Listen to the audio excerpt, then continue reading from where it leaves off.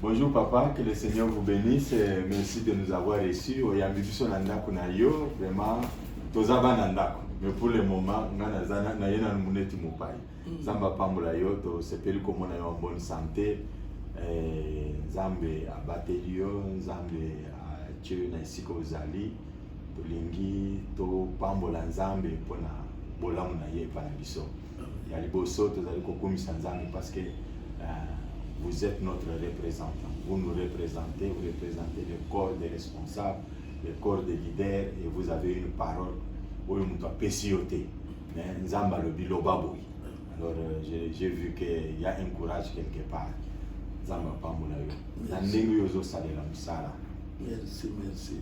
Zambe apamulayo. Mais question à mes amis que est-ce que vous à l'aise? Musala na Zambe na décision aujourd'hui ya kobundela bana mboka, est-ce que vous à l'aise? Vraiment, nous sommes très à l'aise. Nous sommes à l'aise. Nous sommes au Salama sans problème. Nous sommes vraiment à l'aise, nous sommes confirmés. Ana na Nzambe tango bazotala bazolo batele pasteur aninga comme ministre aninga comme azo place na politique bien za membre batindie na mutu. Non papa, c'est-à-dire que surtout dans les amis qui vont comprendre bien où il fait quelque chose ça. L'un a bandit lit, il fait patriotique. Les gens qui vont que Zamba pesca mission Misato. Mission Liboso, ils à Samuel et pas à Saoul. Il y a bisa Saoul, beaucoup de gens y sont. Des missions dans ce qui n'a pas d'abord, il y a bisa Kabila, n'a pas de que Tika Mninga à Salamusala na Kimia, beaucoup de gens Zamba le bisa. Tika ko forcer makam, te ko bisa makam. Mission mi balé, les mission ya ili et pas à Cap, roi Cap. Et c'est là qu'il n'était pas un voleur et un assassin. C'est-à-dire qu'il y a ceux qui courage, qui n'est pas un roi, pour transmettre le message. Il n'y a que aux élus mouillés qui peuvent vous bonner. Le fait qu'après ces risques, il y a qu'au terme appel de Bosso FCC, de Bosso Kabila, pour la website, où il y a plus de Congo. On a démontré comment Kabila détruit ce pays. La société, après notre téléchat comment Abomi n'était pas un voleur, un assassin. Donc, Akab, Abomi, Abotona il a grandi, il y en a d'autres. Mais ça, Misato, et c'est là qu'il y a Moïse, et pas un pharaon. J'ai vu la souffrance de l'homme. J'ai entendu les cris. Kende comme ça pharaon, Antika Batuna. C'est ça le message de l'Épisode de Kunabiso. Oyo, Tozo Benga, et politique Nambe. Il n'y a que souffrance à Bana Congo et l'équipe. Même les Boyaki, beaucoup de Kimboka Boité, Boyaki n'a pas botti en boula, les lots comme riches. Les loyaux comme riches. Mais comment ils sont pauvres? Zamba Lobi Tika. Voilà au moins les rois. Samuel est allé dire que le Koloukani pose. Les rois, est-ce qu'il y a ce Koloukani? Moïse a ce Koloukani. Seulement pour transmettre le message à Zambé. Est-ce que le message en est yoka? Donc, comme ce que le message en au départ. Et c'est très difficile pour battre un animateur. Mais ça, Johanna, et que ça, Moussala. Et ça, même pas toi, cache. Ne me croyez pas. Tu veux que je me retrouve en Bangak? Bah, tout va se faire. Tu as quand même la prière, tu le dis. Kola, Moussala Nzamba lobby, ceux qui ont le loco, ils ont un Nzambe, au hôtel de Missamoto. Ils sont au Sambé, ceux qui ont un Nzambe. Tout soutenir dans le cas parce que Aza Soda et Akana Bisso, tout soutenir dans le après les théories comprendre. pour nani message ya liboso ezalaki FCC kati ifo ekufa coalition ifo ekufa une prophétie pour ekufa. Deux, majorité parlementaire ekolimwa. Trois, Kabila baokanga yo okuzela mitelengano. Quatre, FCC bomba tekokite ekufa. C'est-à-dire que beaucoup de gens bois dans beaucoup de missions, beaucoup de milliers. Mais tous les cas, comme un accomplissement, il y a l'Itoana. Et c'est mon ami, même le président de la République, où il y a parfois que aujourd'hui, nous avons touché pour nous saluer nous avons acheté le peuple. Est-ce que les collaborateurs dans le cadre de Msala Nanzan, parce que vous êtes un responsable spirituel, les collaborateurs, est-ce qu'ils sont à l'aise avec vous dans le point où dans la lutte aux osals? Parce que les années qui ont volé en solitaire, ou bien vous ont quand même que non, ils comprennent et ils soutiennent. Non, et là, on a la commission de Mingi. C'est plus que mes collaborateurs, les gens bango, va soutenir Ngaï à 150%. C'est-à-dire que les gens en prison, mon colonel sur les ambassades, c'est qui est en prison.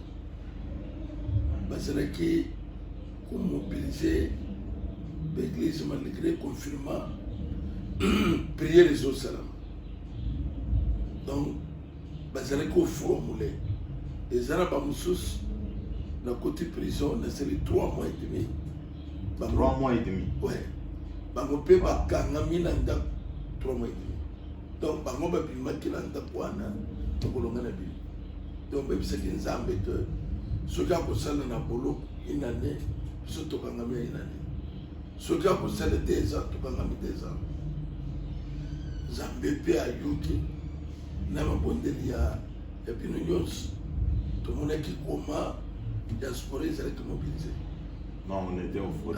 Quel est le conseil pour que ça n'a pas jeune serviteur, pasteur ou pasteur parce que de l'autre zoé batté pour une église est fondée, pour une église est salibo.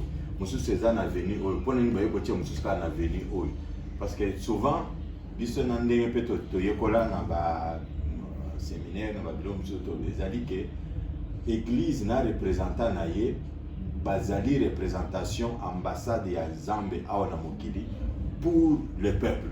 Lui tozali ko sala ezate ke wono église ya mnen mais ozo sala lutte ya ke peuple ezala libéré. C'est pour cela que Nzamba tchenga ya. Quel est le conseil aux opérations na ba pasteur ou aux hommes de l'eau ba église ezaka ko botam objectif na ba lutte na bango ezali contribution à la société ezani et loko nini ba osala pour que peuple amona pe que non Nzamba tchenga ki pe mukamina biso spirituel mais voilà aussi sur le plan social ou sur le plan national qu'est-ce qu'il a fait conseil ni noko pesa na bande ko na biso po biso ni tozaka tokomika ba tozokendeka. Bon, Tolina Kopé c'est le monsieur Zélia que nous sommes toujours seuls. Mon toya pour nous jouer la roue compter. Amen. Il y a pas honneur, non. Maintenant il faut que d'abord tous allez dans le service en Zambie. Où il y a l'autolobie à Koki Kopé c'est yo par recommandation. Oyo parfois il go kanatena mukanu yo zelakina yango ya mibale na kopesa toli mingi que serviteur nyonso il faut avoir reconnaissance ya bayene oyo bazali poso Nzambe asalaka musala yo moko to Nzambe asalaka musala na bato. Alors ya mibale et ya misato selon Mutuna, Ezalia, na l'air toujours sale, il faut que tous les gens pour la population, effectivement, pour gagner ma âme, tous les services en Zambie, mais il n'y a pas de bateau. Où il faut tout les sabango, où il y a un zambazini koloba, onzamba zeli kolinga sango longola sango bakisa. Alors na banzeke na motindo wana nde tokoki kosala mosala tolia kopesa bato ke koye na mosala na nzambe tika nzambe akamba yo bango baza liboso nzambe ate batelisa yo mokolo na nzambe. Merci beaucoup, papa. Nous avons été avec notre papa, l'évêque Pascal.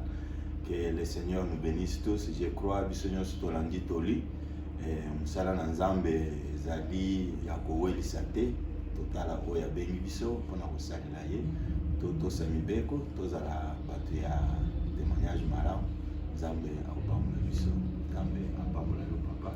Merci. Moussala Kenekoso.